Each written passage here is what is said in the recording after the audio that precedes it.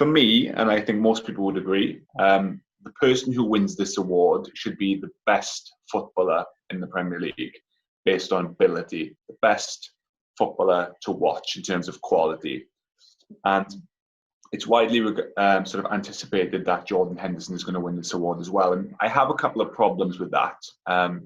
So I'll just get into those, because it frustrates me when I hear people talking about that he's favourite to win that, because when it comes to outright ability and Premier League players, is not one of your first picks that comes to the top of your head, is it Jordan Henderson? Because when it comes to outright ability, he just isn't one of those best players in the Premier League. Has he been one of the most influential players in the Premier League this year? Probably. Has he been one of the best captains, if not the best captain? Possibly. But has he been the best player in terms of ability this season? I don't think he's anywhere near the top of that list. Okay, interesting. So just to add to that then, where in terms of, if I said to you, pick the 3 players that have contributed to Liverpool's success most this season, would Henderson be in that top 3, do you think? He'd be in the conversation. You've got to be looking at Mane, Van Dijk, Alexander-Arnold, and then possibly Henderson and Salah.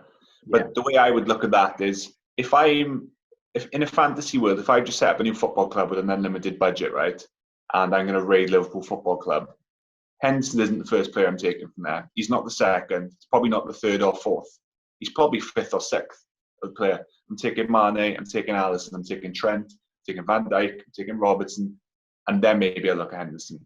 And I think from a journalist perspective, there's a bit of an irritating romance about the fact that they haven't won a title for 30 years and he's captained them to that title. Okay. Which I think they get lost a little bit in that. And it's not the same, but similar in ways in terms of when Modric won the Ballon d'Or. Like, he wasn't the best player that year to win the Ballon d'Or. It just fitted the narrative, didn't it? The World Cup was on, Croatia got to the final. He was very good, very good. And Jordan Henderson has been very, very good. But for me, the person that should win the PFA Player of the Year is Kevin De Bruyne. And just watching them both on the pitch, in terms of their quality, they're poles apart. And I think if Kevin De Bruyne doesn't win PFA Player of the Year, even Mane, but Kevin De Bruyne would be my pick.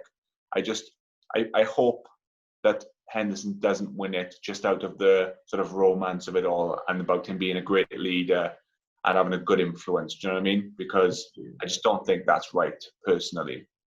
What are you saying, Reece? So elaborate on that. No, you're absolutely spot on. I think romance. It is absolutely a romantic decision to make the captain of Liverpool Football Club, the PFA or the Writers' Player of the Year.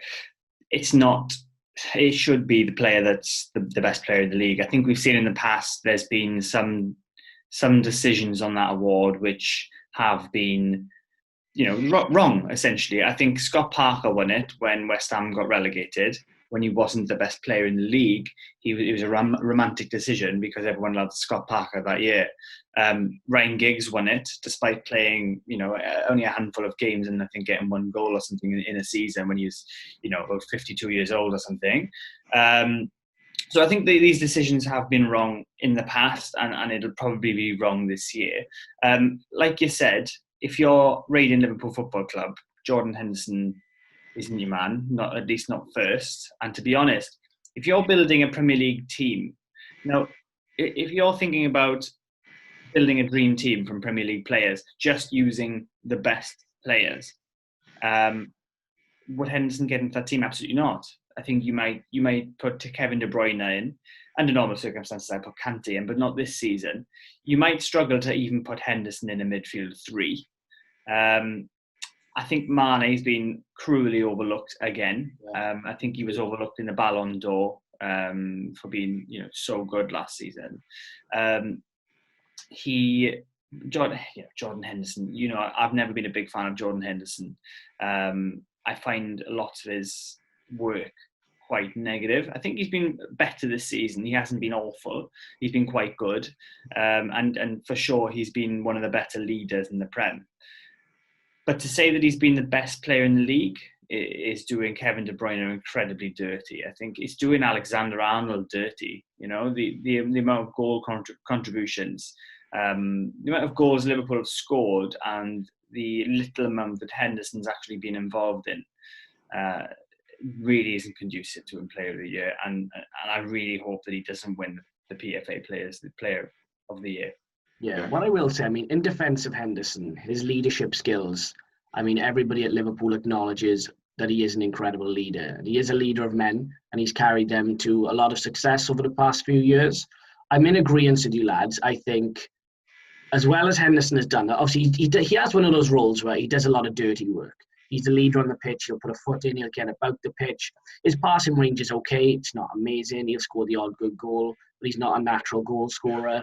I think if I was going to give it to someone, I'm with you, Reece. I think Sadio Mane has been just ridiculously overlooked. He's been the guy that's really carried that Liverpool team for me. I mean, if you could take Salah out to the side, and I would be confident that Mane would still win Liverpool a game. I don't know if I'd be as confident in Salah if Mane was out.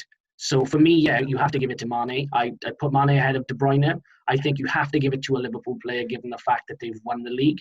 And I wouldn't be mad at Sadio Mane. I wouldn't be mad at Van Dijk, and I definitely wouldn't be mad at Trent getting it either. So I'll disagree with you on that, lads. I don't think De Bruyne enters that conversation given the fact Man City was so far behind.